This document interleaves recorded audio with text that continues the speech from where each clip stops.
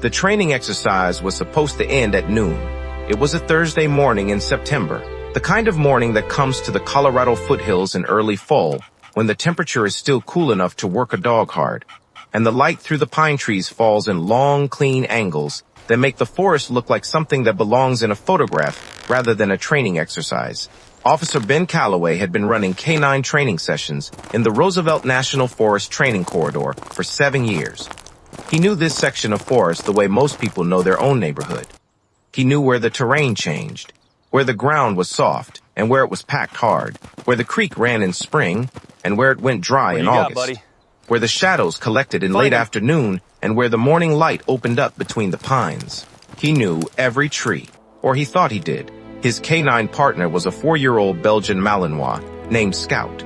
Black and tan coat, green eyes, unusual for the breed. 68 pounds of focused working energy that had spent 3 years becoming one of the most decorated tracking dogs in the Colorado Canine Division. Scout had found missing hikers in these same mountains, had tracked suspects across terrain that made experienced officers stop and shake their heads, had never once in 3 years of active service failed to complete an assigned track. Ben trusted Scout completely, which was why what happened at 9:47 that Thursday morning was so difficult to process. They were running a standard wilderness track. A training coordinator named Officer Pete Marsh had laid the scent trail 2 hours earlier. Simple route. According to these 2 miles through the training corridor. This route here, 3 direction changes. One article hide at the end where Scout would indicate the target, and Ben would reward, and they would run it twice more before noon and call it a productive morning. Scout had started the track beautifully. Nose down, body low, moving through the pine corridor with a particular focused efficiency that Ben had spent 3 years learning to recognize as Scout at his best. Pulling forward on the long line with steady, consistent pressure. Not frantic, not searching, finding. They were 40 minutes into the track, maybe a mile and a quarter in. The trail was running northwest through a section of the forest that Ben knew well, mostly ponderosa pine, some Douglas fir. The ground was a mix of pine duff and exposed rocky soil, standard Colorado mountain forest. Scout stopped, not the stop of a dog that has lost a scent, not the stop of a dog that needs to cast back and reacquire, the stop of a dog that has found something else, something that was not the track he was running, something that was pulling him off the assigned trail with a force that Ben could feel through the long line like a current. Ben said forward, standard command. Continue the track. Scout did not move forward. He turned, hard left, 90 degrees off the training trail, and he pulled, not suggesting, pulling. The specific full-body engagement of a dog that has made a decision and is no longer interested in discussing it. Ben held the line. Scout looked back at him once. The look Ben had learned to read over 3 years. Not defiance, not confusion, urgency. Ben set forward again. Scout turned back toward the left and pulled harder. Ben Calloway had a rule about Scout that he had never written down and never spoken aloud to another officer, but that had governed every working day of their partnership. The rule was simple. If Scout was certain, follow him. It had cost Ben nothing in 3 years. Scout had been certain about the right things every time. The hiker with the broken ankle 3 miles off the marked trail. The suspect who had crossed the creek instead of following the bank. The missing child who had crawled into a hollow log and gone to sleep. Scout was certain now. Ben unclipped the long line from the training setup and switched to the shorter working lead. He keyed his radio and told Pete Marsh they were going off trail. He gave his GPS coordinates. He said he did not know how long he would be. Pete said copy and said to check in every 15 minutes. Ben followed Scout. They moved west-northwest through the forest for 11 minutes. Scout moved with the particular drive of a dog that is following something strong and getting stronger. No casting, no uncertainty, just moving. Pulling Ben through the pine forest with complete confidence. The forest changed slightly as they moved. The pines thinned a little. The ground became less rocky and more soft with accumulated needle fall. The trees here were older, taller. Some of them had the girth that came from 100 years of growth, undisturbed by the kind of foot traffic that wore down the training corridor. Scout stopped at the base of a ponderosa pine. Not a remarkable tree in itself. Large, old. The bark had the distinctive orange-red plating of a mature ponderosa. The base spread wide across the ground. the roots surfacing in the way of old trees, reaching out from the base and disappearing back into the ground several feet away. Scout pressed his nose to the base of the tree, then around the base, then to the roots on the north side. He worked the root system with focused, rapid passes. Then he sat down, not beside the tree, at the base of the largest exposed root on the north side, alert position, working site, looking up at Ben, the same look. We found it. Ben looked at the tree, at the roots, at the ground around the base. He saw nothing unusual. The ground looked like forest ground, pine needles, soil, the root surfacing and returning. He crouched down beside Scout and looked at the base of the root. The soil there was different, not dramatically different, not obviously disturbed in the way of a fresh dig, but different. The pine needle layer above the soil at the root base was thinner than the surrounding ground, as if it had been disturbed and replaced, but not replaced with quite the same depth, and the soil itself, where Scout's nose had moved the needle layer aside, was slightly darker than the surrounding soil. Darker meant wetter. Wetter meant something had broken the surface recently enough that the soil had not fully dried and sealed. Ben took out his radio. He gave his coordinates. He said he needed forensics at his location. He said he thought Scout had found something buried. The forensics team reached Ben's location 43 minutes later. 4 people. 2 evidence technicians. 1 forensic specialist named Dr. Anna Pierce, who had worked crime scenes in Colorado for 19 years. 1 additional officer who secured the perimeter. Dr. Pierce crouched beside the root where Scout had alerted and looked at the ground for a long time without touching anything. She looked at the soil color. She looked at the needle layer. She looked at the way the root system created a natural concealment at the north face of the tree. Then she looked at Scout, sitting in his alert position 3 feet away, watching her work. She said to Ben, "How long has this been here?" Ben said he did not know. He said Scout had pulled him here during a training exercise. Dr. Pierce said, "Your dog was not trained to find this." Ben said, "No. He was running a wilderness track. He left the trail." Dr. Pierce looked at Scout again. She said, "He left the trail." Ben said, "Yes." Dr. Pierce said, "How far off trail?" Ben said, 11 minutes at working pace.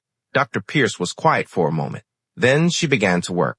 What the forensics team uncovered at the base of the ponderosa pine took 4 hours to fully process and document. Buried 18 inches below the surface at the north root face of the tree was a waterproof storage container, military grade. The kind designed to maintain integrity for extended periods in variable ground conditions. It had been there for a long time. The soil compression around it was consistent with years of undisturbed ground settlement.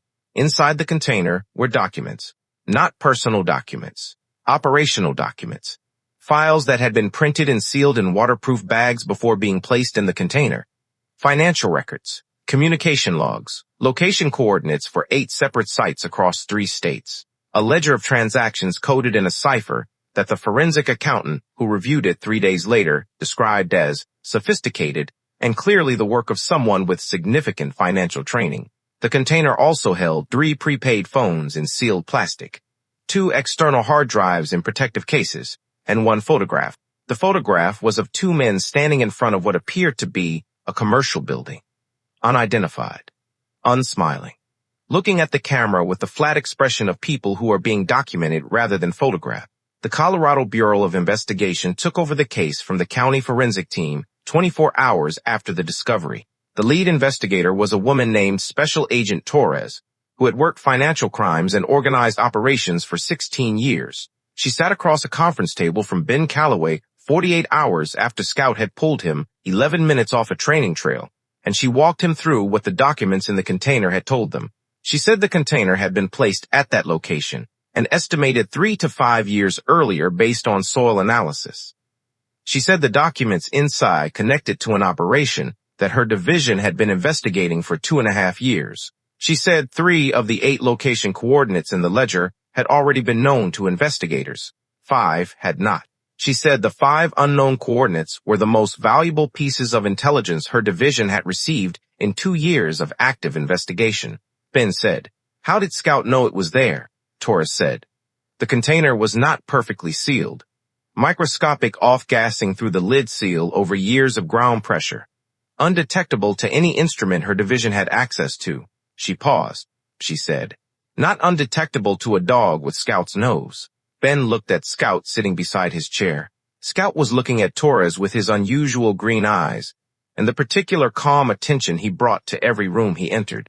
Torres said something then that Ben wrote in the small notebook he kept in his jacket pocket, and that he read again many times in the years that followed. She said, "Your dog was running a training exercise. He was not looking for this. He was not assigned to find this. He was doing something else entirely. And somewhere in the middle of doing something else entirely, his nose told him that something under a tree 11 minutes off the trail had been hidden there for a long time and needed to be found." She said, "He did not know what it was. He did not know what it meant.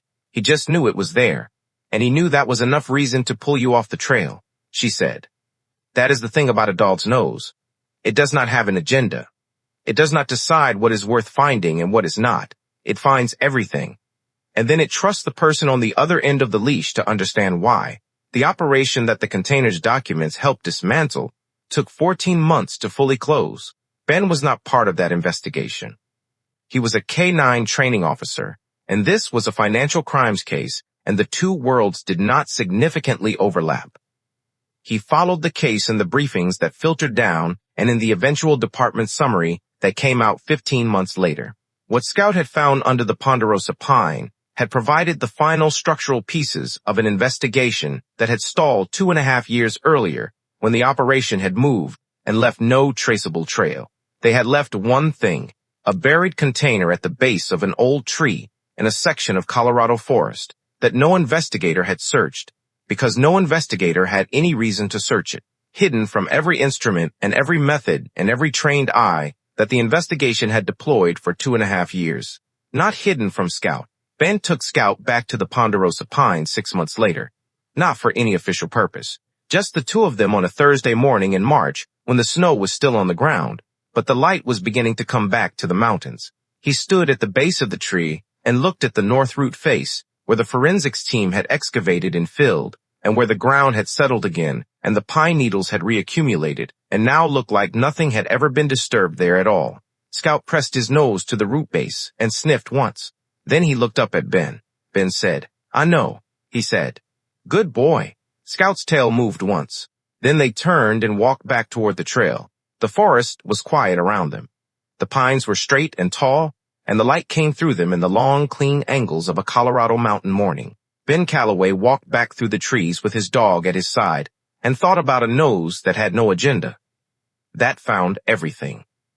That trusted the person on the other end of the leash to understand why. He thought about the rule he had never written down and never said out loud.